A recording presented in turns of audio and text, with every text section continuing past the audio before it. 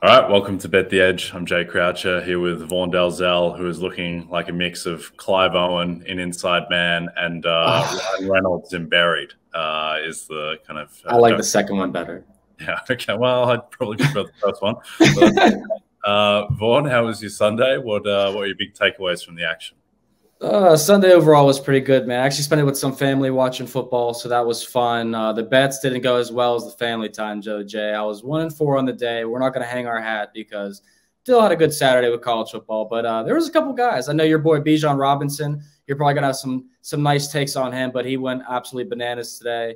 Another game of over 160 total yards, and just a couple quarterbacks like Lamar Jackson. He was outstanding. The Bengals looked a little better in the second half, but still a lot of work to be done. So a lot of look aheads for me in week 3 and some takeaways to see what we're going to see from those teams. How about you?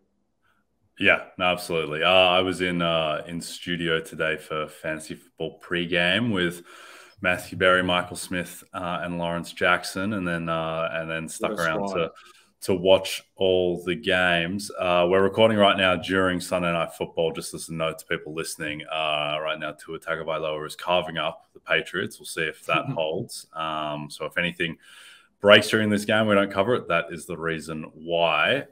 We're going to recap the earlier games, the 1 p.m. and 4 p.m. games, then talk week 3 openers, and then talk a little Monday Night Football to close out. But from the early slate, Vaughan, I think my biggest takeaway was that the Bengals are in real trouble. They are 0-2 now.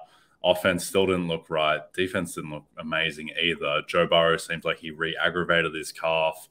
Jamar Chase has done kind of nothing in the first 2 weeks, which stands in stark comparison to what Justin Jefferson and Tyreek Hill in particular have done. And now all of a sudden the Bengals are facing kind of an uphill climb to make the playoffs, let alone win the division, where they're now down 2 games to Baltimore, and not just down 2 games, but they're down the first half of a tiebreak to Baltimore and to Cleveland, the 2 teams most likely to beat them in the division. The Baltimore tiebreak is particularly relevant, given that I think they're probably the better team, and they've lost that game at home. And Joe Burrow's injured, so it's not looking great for the Bengals overall. I think that was my biggest takeaway from the early slate. What did you think, Vaughn? Yeah, well, certainly with the Burrow take, they have their game on Monday night against the Rams, so he has a little bit of extra time, I guess, to recoup. At the same time, I love taking teams that are 0-2 heading into week 3 that are playoff type teams entering the season. It's just a max desperation spot. If you know the statistically, if you're 0-3 to start a season, you more than likely you're not going to make the postseason. So if Joe Burrow plays, I mean, the Bengals I think are going to be worth a look, even though what we've seen from them in the first half primarily of both games, or I guess the first 6 quarters of the season, they have been pretty bad football team for the most part. I want to look at the Anthony Richardson injury. He looked terrific. I know he's playing the Texans, and everyone looks pretty terrific against Houston.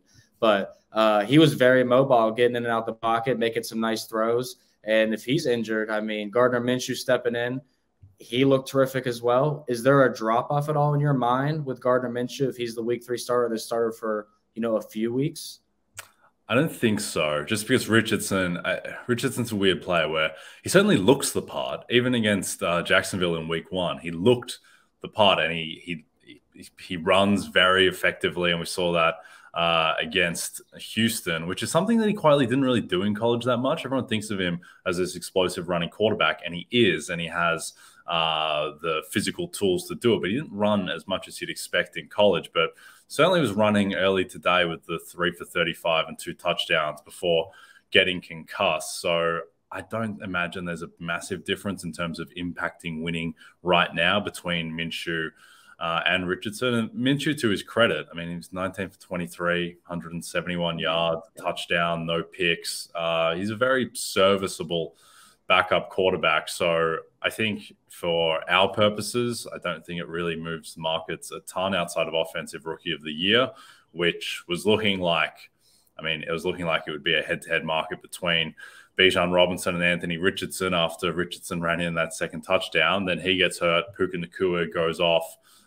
Zay Flowers has a fine game, though I'd be a bit worried about his target share going down.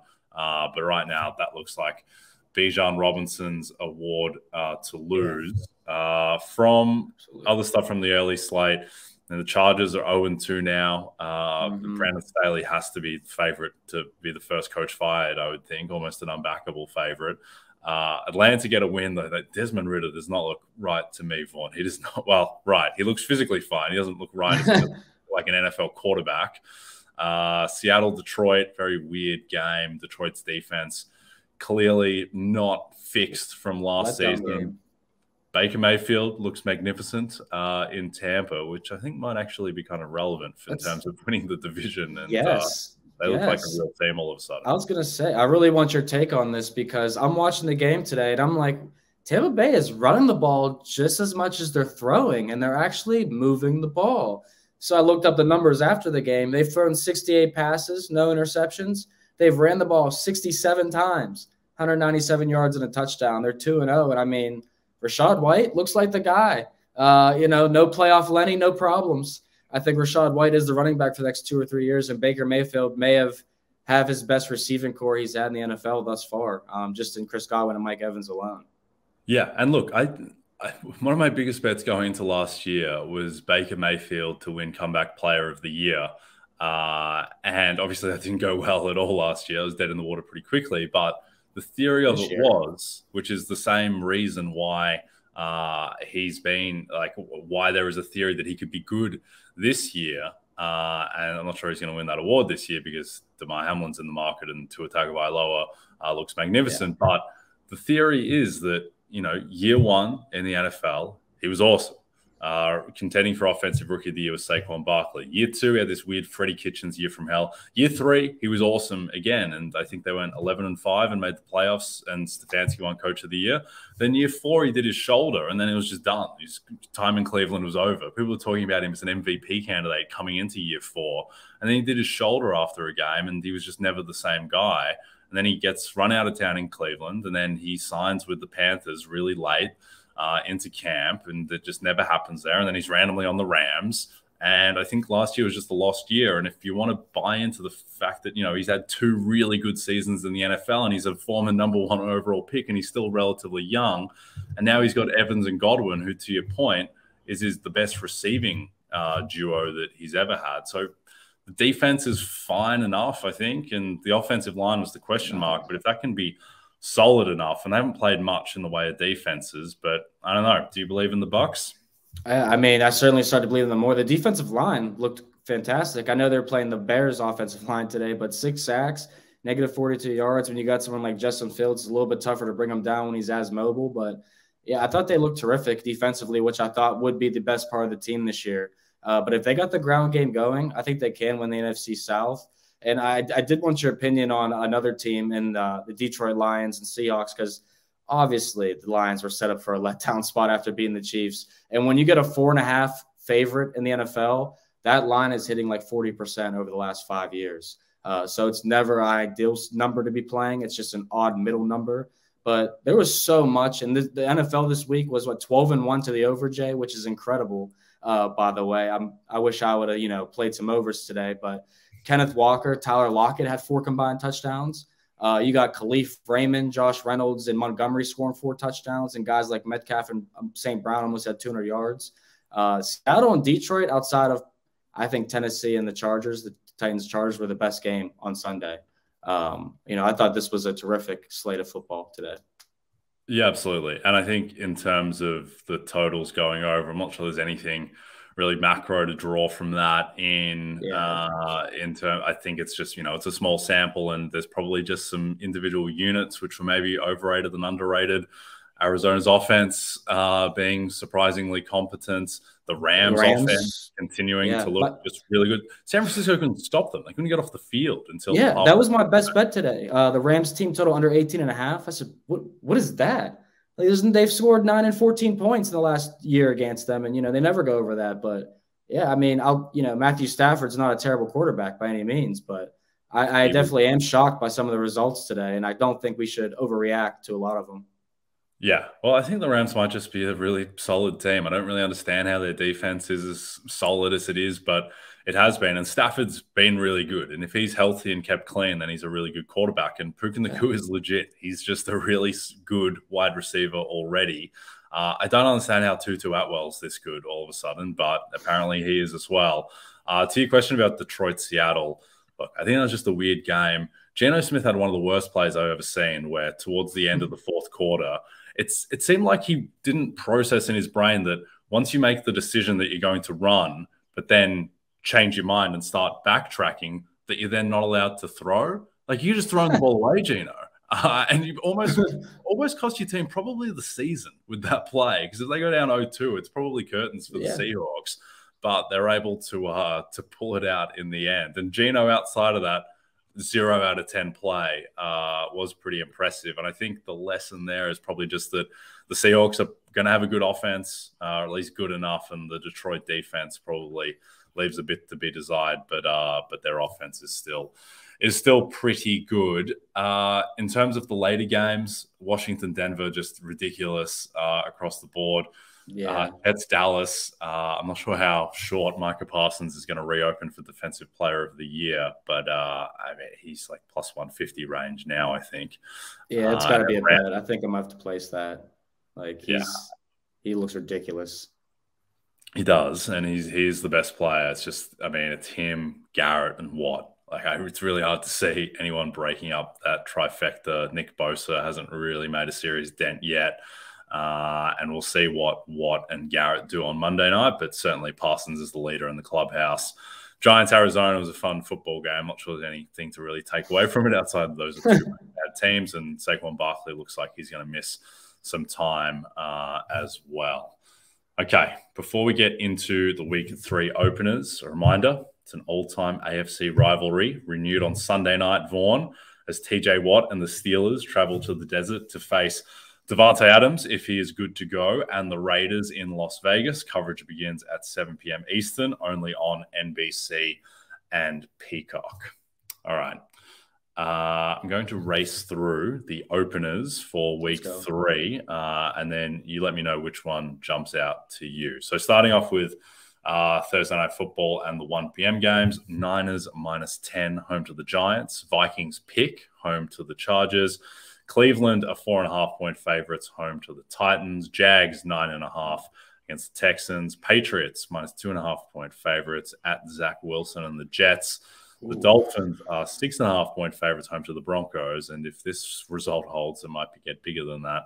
The Bills are 6.5-point favorites at Washington. Detroit -4.5, home to the Falcons, and the Ravens are -8, home to the Colts. Any of those leap out to you as being particularly intriguing? With the Saquon news, definitely think the Niners defense could have a bounce back spot against Daniel Jones. I don't believe in the Giants passing attack whatsoever. Not sure how they move the ball and score on the Niners. That's definitely probably a good game for a team total under on the Giants too. We talked about the Chargers a little bit ago. I love betting the 0-2 team. So if this spread that opens as a pick'em with Chargers and Vikings moves in the Chargers' favor towards 1 or 2 points, the Chargers might be on my betting card, Jay, and that's scary. But that definitely will be one. I like the total in the Patriots-Jets game, 38. I saw that open. I'd rather play that probably than the spread. You know, divisional under is always a good look, especially when they have 2 teams that quarterbacks probably won't be there in 2 years. So those are 3 games that kind of stood out to me. What stands out to you out of the 1 p.m. games? Yeah, there's nothing super glaring to me, I guess. I think this Dolphins line is probably going to creep up to a touchdown if this result holds. Chargers, Vikings, just, I mean, when games are pick in general, I think they're just fundamentally kind of interesting. The Vikings, I think, probably should have beaten the Eagles, just given that they lost by 6 and they lost all 4 fumbles in the game, which is generally an indication that, you know, you've probably outperformed your opponent. Also, sneakily, that punt return that they fumbled, I mean, that was a big punt return as well, which really was a killer play in the context of the game. And also their week 1 loss against the Bucs, which at the time felt like an absolute catastrophe. Well, if the Bucs are a competent team, then all of a sudden that doesn't look as awful, and they could have easily won that one as well. I don't understand the Chargers in general. I don't understand why they're not better. I assume it's just that Brandon Staley's probably not a very good coach at this point. His one thing was 4th down aggressiveness. He made an awful decision to punt today when he really should have gone for it, I think, at 4th and 1. I want to say the 44 or that type of range. So I don't know what's going on with that team and why they're not better than they are. But yeah, nothing glaring jumps out. Patriots -2.5 for the Jets. That's probably going to move based on the result of this game. I think Zach Wilson is just not viable at this point for him. Yeah, I was pretty disappointed that Dak Prescott didn't throw an interception against the Jets today. That was one of my bets for plus 105 odds, but Zach Wilson definitely threw a pick, and he was -260. So the books definitely are on that. But I want to ask you real quick before we go to 4 p.m.s. Jaguars obviously lost to the Chiefs. Couldn't get anything going offensively. Had a couple 3rd and 4th downs that just looked abysmal. They're only 9.5 at home against the Texans. Obviously, that's a ideal bounce back spot for the Jaguars versus a team that's going to finish bottom 5. Would you lay 9.5 with the Jags? It's a teaser leg. Teaser leg, better option. Well, I mean, if I don't lay the 9.5 with the Jags, then you must infer that I would be backing the Texans plus 9.5, and that's absolutely terrifying with how awful that thing looks. I think with the Texans, the thing is that they've lost 80% of their offensive line, and it wasn't great to begin with. So at some point, your team just becomes non-viable on the basis of that. It's not like the defense is great either. The Jags, I don't know what it is with the Jags. It's just something, they don't really have that much of a pass rush. They don't have a great offensive line. I think Trevor Lawrence is incredible, and I think the receivers with Ridley and Jones and Kirk and Ingram are fantastic. Secondary's fine. There's just something that leaves you a little bit cold. That wasn't a very impressive performance against Kansas City today. To only put up 9 points against that team, that Detroit had a lot more success against Kansas City on the road. I understand that Chris Jones wasn't there week 1, but still would have expected the Jags to do a little bit better offensively, though I guess the defense was fine enough. To your point about Dak, he did throw an interception for him. It's just my boy Sauce Gardner dropped it. And I think there's going to be a little bit of Dak MVP buzz because of his stat line and the fact that the Cowboys look like a juggernaut and they're 2-0. But, I mean, there probably wouldn't be that buzz if you'd thrown a pick 6 to Sauce Gardner, which in real time, that felt like -500 that Sauce was going to. Yeah, I was hoping you didn't even say that because when I saw it happen, I just said it's that type of Sunday. We'll get it back next Sunday. Because how many times is Sauce Gardner really going to drop an interception? You know. Well, I mean, that's the thing is that he only had 2 picks last year, and I interviewed Sauce a couple of weeks ago, and he said, the big thing that he was working on in the offseason was getting more interceptions. Well, you're not going to get an easier one than that, Sauce. Keep working, Sauce. Yeah. Keep working. Yeah, keep working. All right, let's go to the later games. The Chiefs are 13-point favorites, home to Chicago. Seahawks, 4.5-point favorites, home to the Panthers. The Cowboys are 13-point favorites at the Cardinals. Steelers -1.5 at Las Vegas on Sunday Night Football. And then the Eagles are -6.5 at the Bucs. And the Bengals are 6-point favorites home to the Rams. I kind of like the Bucs plus 6.5. Yes. The Eagles have been outplayed 2 straight weeks, and they're 2-0. I mean, they were outgained over 130 yards to the Patriots. They had a lot of issues, got injuries in that game. And the Vikings, I mean, everything possible went wrong for the Vikings in the first quarter of that Thursday Night Football game. And they still hung around and battled back for the backdoor cover, which they are the kings of. But, Eagles laying 6.5 on the road to the Bucs, who have a great defensive line, who have been getting after it. Baker Mayfield doesn't have any picks. The running game has been solid, and they got 2 receivers that have been to the Super Bowl. I do like the Bucs plus 6.5. The Eagles got to lose at some point, and that's a pretty good game, I think, to be sprinkling the money line. You'll probably get like 2 plus 250. Yeah, I am a bit worried about Jalen Carter, who apparently is the second best defensive player in football after Micah Parsons. But him against the interior of the Bucs offensive line is a little bit scary. And the one thing with the Bucs is they played the Vikings and Bears defenses, who might be 2 of the 5 or 6 worst defenses in the league. And though the Eagles, their defense is really banged up in the secondary. Con Reddick hasn't had the impact that he was having last year. And I think the main thing with the Eagles is that just there's something wrong with Jalen Hurts at the moment. And I assume it's probably just that he's adapting to a new offensive coordinator. Shane Steichen's no longer there. They've had a little bit of turnover, but I don't really understand why. His pick against the Vikings was about as bad an interception as you can throw, because if 25 wasn't making the play for the Vikings, then 24 was there right behind him to make the kick. So that's generally a problem when you're throwing a pass that could be picked off twice on the same play. So I assume they're going to be fine. They're just adapting to the new offense, but that's a little bit of a concern at this point against the Bucs defense, which looks fine so far. What do you think of the Rams +6 against the Bengals? I was going to say, if we're picking a second one, obviously I'm interested if the Steelers go down 0-2, if they lose to the Browns, which we'll talk about that game, then I'd be really interested in taking them against the Raiders on the road there. That's a great rivalry back from the 70s. The under would probably be a good look. But, yeah, if Joe Burrow's banged up, not 100% healthy, the Rams are live to win that game. I mean, their offense is looking more dynamic. Last year, 12 out of 17 games, they failed to score more than 17 points.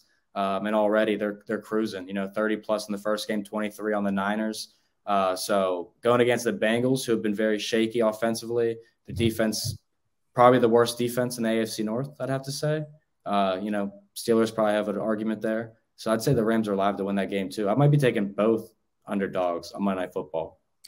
Yeah, I think there's a good chance, given Burrow's calf, which he said he re-aggravated, that the Rams actually have the better quarterback in that matchup, because Stafford looks magnificent at the moment. He looks better than he did his first year on the Rams, because that first year when they won the Super Bowl, I think he led the league in interceptions, and he would have really high highs and then really low lows. And the fact that he's doing this without Cooper Kupp, or he's doing it with that's what makes it so impressive.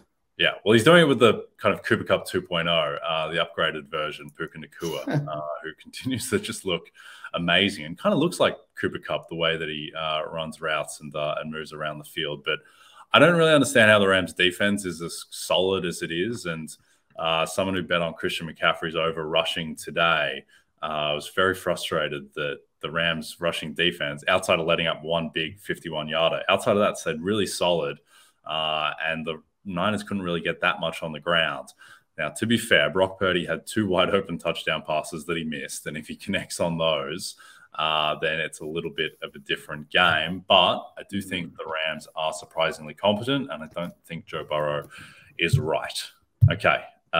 Before we get to Monday Night Football, a reminder that Bet the Edge isn't the only show every weekday during the NFL season. You can also check out the Fantasy Football Happy Hour with Matthew Berry, Connor Rogers, who right now is rocking back and forth, concerned about Zach Wilson and maybe he's not the guy for the Jets. And I'm on that show too. It airs live on Peacock at noon, re-airs at 4 p.m. Eastern, and is available on our NFL on NBC Sports YouTube channel, as well as wherever you listen to your podcasts. Okay, Saints, Vaughn, are 3-point favorites at the Panthers. The total there is 39.5. What do you think of this one? So I was actually looking at some player props for this game, Jay. I like Derek Carr over 30.5 pass attempts, and I was looking at Bryce Young over 20.5 pass attempts. I was thinking, obviously, division unders hit around 60% last year for primary most of the season. Unders and prime time were very profitable, too, at most parts of last year. So I definitely look at that with Bryce Young in his first home start on prime time.